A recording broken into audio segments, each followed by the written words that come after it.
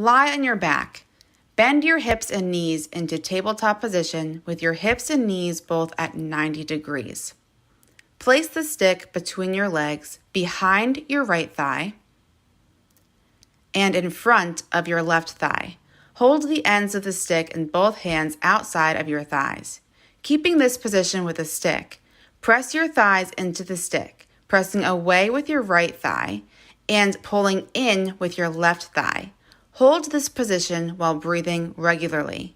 This is considered one cycle. Relax and then repeat until all cycles are complete. Then, reassess your pain level. If your pain level decreased, you can stop the mobilization exercise at this time. If your pain level did not decrease, repeat cycles up to 3 times.